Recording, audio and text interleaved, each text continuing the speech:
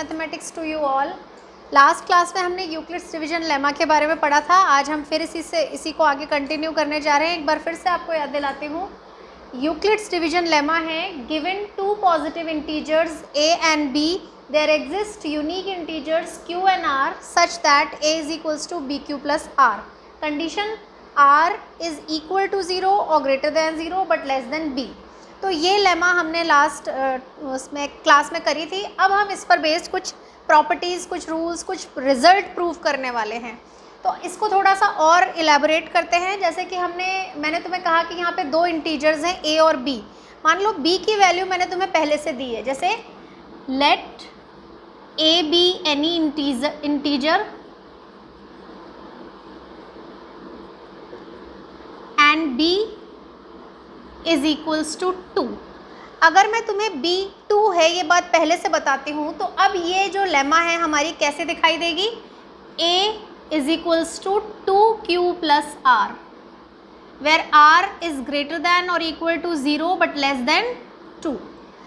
तो ये कंडीशन जो है, इस तरह के कई सारे केसेस अब हम ट्राई करने वाले हैं जिसमें हम b की डिफरेंट वैल्यूज़ लेके देखेंगे और फिर देखेंगे कि उससे हमारे a पे क्या इफ़ेक्ट पड़ता है, हम किस तरह के रिजल्ट्स प्रूव कर सकते हैं। तो सबसे पहले हम बात करते हैं कि जब b 2 है तो r की पॉसिबल वैल्यूज़ हो गई या तो 0 या फिर 1। दो ही पॉसिबल वैल्यूज़ हैं, क्योंकि r 0 हो सकता है और 0 से ज़्यादा हो सकता है लेकिन 2 से कम रहेगा, इसलिए हमारी r की दो पॉसिबल वैल्यूज़ है 0 और 1। तो अब हमारा a कैसा दिखाई देगा? तो हम केस 1 लेते हैं। जब हम r की वैल्यू 0 ले रहे हैं तो a is equals to 2 into q हो गया।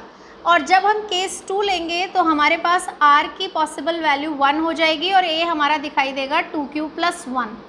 इसका मतलब ये हुआ कि हमारे पास कोई भी नंबर आए, अगर हम उसे 2 से डिवाइड करेंगे तो हमारे पास दो ही पॉसिबल रिजल्ट हैं, या तो हमारा number 2 multiply by some number. ऐसे नंबर्स जो हैं ये इवन नंबर्स कहलाते हैं। इसका मतलब है कि हम अपने नंबर में 2 एज अ फैक्टर देख पा रहे हैं, या हम अपने नंबर को 2 से कम्प्लीटली डिवाइड कर पा रहे हैं। 0 रिमाइंडर है, इसका मतलब इस फॉर्म में वो नंबर्स हैं जो 2 से कम्प्लीटली डिवाइड होते हैं। और ये जो फॉर्म है ये कहती है 2 से कम्प्लीटली डिवाइड होने वाला नंबर जो कि इवन नंबर है प्लस 1। और हमें पता है हर इवन नंबर के बाद जो नेक्स्ट नंबर होता है वो ऑड होता है। इसका मतलब यहाँ से हमें ये पता चला कि अगर हम किसी भी नंबर को 2 से डिवाइड करते हैं तो हमारे दो पॉसिबल रिजल्ट हैं, या तो हमारा नंबर इवन नंबर होगा 2q फॉर्म में, या फिर वो नंबर ऑड नंबर होगा 2q प्लस 1 फॉर्म में। इवन नंबर वो नंबर जो 2 से डिवाइड होते हैं, ऑड नंबर वो नंबर जो हर इवन नंबर के बाद नेक्स्ट नंबर होता है। तो इस तरह से ये रिज़ल्ट हमें बताता है कि हमारे पास जितने भी नंबर्स हैं उनकी दो ही पॉसिबिलिटीज़ हैं, या तो वो 2 से डिविजिबल हैं यानी कि वो इवन है, या फिर वो इवन का नेक्स्ट नंबर ऑड है। तो यहाँ से हमें पता चला कि आगे कभी भी हमें इवन और ऑड प्रूफ करना होगा तो इवन नंबर्स वो सारे नंबर होंगे जो 2 इंटू सम नंबर की फॉर्म में होंगे, और ऑड नंबर हमारे सारे 2q प्लस 1 फॉर्म में नज़र आएंगे। इसके बाद अब हम दूसरा केस लेके सॉल्व करते हैं कि अगर हमारे पास b की वैल्यू 2 हो, let b is equals to b की वैल्यू 3 हो। तो अगर हमारे पास b की वैल्यू 3 है तो अब हमारा ये जो केस है कैसा दिखाई देगा? r की पॉसिबल वैल्यूज़ में सबसे पहली वैल्यू हो जाएगी 0, दूसरी पॉसिबल वैल्यू हो जाएगी 1 और तीसरी पॉसिबल वैल्यू हो जाएगी 2। ऐसा क्यों? क्योंकि हमने थ्योरम पढ़ी है कि if b is equals to 3 then a is equals to 3q plus r, where r is greater than और equal to 0 but less than 3। तो r की 3 पॉसिबल वैल्यूज़ हो गई, यानी कि हमारे पास 3 केसेस हो गए। केस 1 जो है वो ये कहता है कि हमारा नंबर कैसा दिखेगा? 3q प्लस 0, यानी कि सिंपल 3q फॉर्म में हमारा नंबर नज़र आएगा।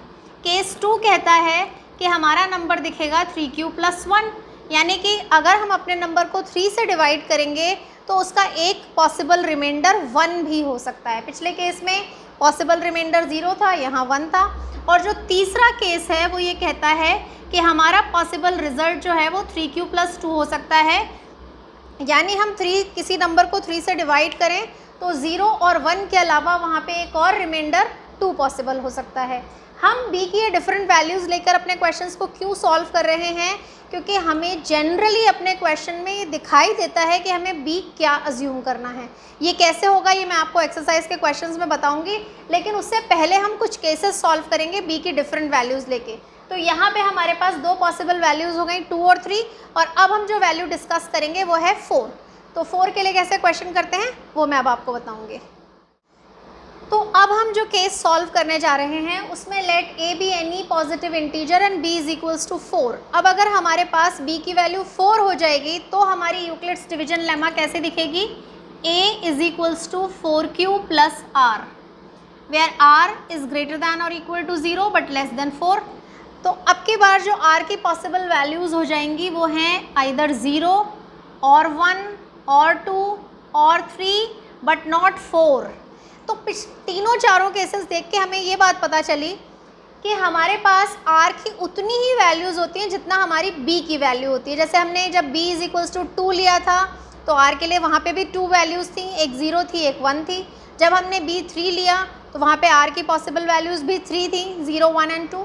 और जब हम b 4 ले रहे हैं तब भी हमारे पास r की पॉसिबल वैल्यूज़ 4 ही हैं, यानी कि b जितना होगा हमारे पास केसेस भी उतने ही होंगे। अब मान लो मैंने तुमसे कहा कि ये जो b इज इक्वल्स टू 4 लेके जो हमने नंबर्स निकाले इसमें कौन से नंबर इवन कौन से ऑड हैं, तो हम चेक करते हैं। तो सबसे पहले मैंने लिया case 1 when r is equals to 0। तो a इज इक्वल्स टू हो जाएगा 4q प्लस 0, यानी a is equals to 4q। तो ये नंबर जो है इसमें 4 एक फैक्टर है, पर अभी मैंने तुम्हें बताया कि जो फैक्टर है वो तो 2 होना चाहिए। तो क्या 2 इसमें फैक्टर है, तो बहुत सीधी सी बात है, बिल्कुल इसमें फैक्टर है। अब हम इसे कैसे लिखेंगे, 2 इंटू 2q, और इसमें से 2q जो है q एक इंटीजर है इसलिए 2q भी एक इंटीजर होगा, यानी कि ये कोई ना कोई नंबर आ जाएगा। तो मैं इसे अज्यूम कर लेती हूँ m, where m is equals to 2q। क्योंकि हम इस नंबर को 2 इंटू सम नंबर की फॉर्म में लिख पा रहे हैं, इसका मतलब ये जो पहला केस है ये हमें इवन नंबर को रिप्रेजेंट करके दे रहा है। तो if r is equals to 0 then a is equals to 4q is an even number. अब हम आते हैं केस 2 पे। केस 2 कहता है कि r की वैल्यू 1 है, यानी a is equals to 4q plus 1 है। क्या ये नंबर इवन हो सकता है, क्या हम इसमें से 2 कॉमन ले सकते हैं, तो आंसर है कि बिल्कुल नहीं ले सकते। लेकिन हाँ, जैसे हमने यहाँ पे 4q को 2 पार्ट्स में ब्रेक किया था, इसको भी कर सकते हैं। और यहाँ भी हम पहले की तरह 2q की जगह m रिप्लेस कर सकते हैं। तो ये जो नंबर है ये हमें दिखाई देगा 2m प्लस 1, और जैसा कि मैंने पहले बताया था कि 2 इंटू m फॉर्म में जो नंबर होते हैं वो इवन, और उसका जो नेक्स्ट नंबर है वो ऑड। इसका मतलब ये नंबर इस नंबर का नेक्स्ट नंबर है, ये इवन था तो ये नंबर क्या कहलाएगा, ऑड नंबर। तो इस तरह से केस 1 और केस 2 को हमने सॉल्व किया। अब हम लेते हैं केस 3।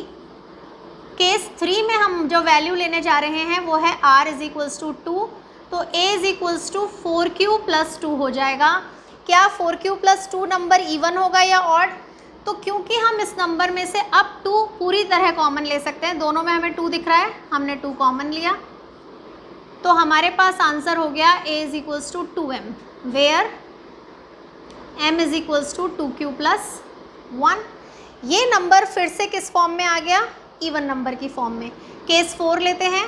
केस 4 कहता है कि r की वैल्यू 3 होनी चाहिए, यानी a is equals to 4q plus 3। क्या ये नंबर इवन में चेंज हो सकता है, पूरे में से तो 2 हम कॉमन नहीं ले सकते, इसलिए हम क्या करेंगे, 3 को 2 पार्ट्स में ब्रेक करेंगे, 2 प्लस 1। अब मैंने इनमें से 2 कॉमन लिया तो 2q प्लस 1 प्लस 1, और इसको मैं m से रिप्लेस कर दूं तो ये बन जाएगा 2m प्लस 1। यानी हमें ये पता चला कि a is equals to 4q and a is equals to 4q plus 2, ये दोनों नंबर्स तो इवन हैं, लेकिन ये 4q प्लस 1 और 4q प्लस 3 ये हर इवन नंबर का नेक्स्ट नंबर है, इसलिए ये दोनों नंबर्स ऑड हैं। तो ये है हमारी यूक्लिड्स डिवीजन लेमा के एप्लीकेशंस। हम चाहें तो आप लोग इसकी प्रैक्टिस कर सकते हैं। b इज इक्वल्स टू 4 मैंने लिया है, 4 तक मैंने आपको सॉल्व करके दिखाया। आप इसके बाद b इज इक्वल्स टू 5, 6, 7, 8, 9 इस तरह की चीज़ें लेके इसके डिफरेंट केसेस बना के अपनी क्वेश्चंस को सॉल्व कर सकते हैं। और जो बुक के क्वेश्चन हैं वो नेक्स्ट वीडियो में मैं आपको सॉल्व करके दिखाऊंगी कि ये जो सारी ट्रिक्स मैंने आज आपको बताई ये हमें अपनी एक्सरसाइज में किस तरह अप्लाई करनी है। तो नेक्स्ट वीडियो में हम अपनी एक्सरसाइज की बात करेंगे। तब तक के लिए happy mathematics to you all. खूब प्रैक्टिस करो और खूब अच्छे से इसको रिवाइज करो।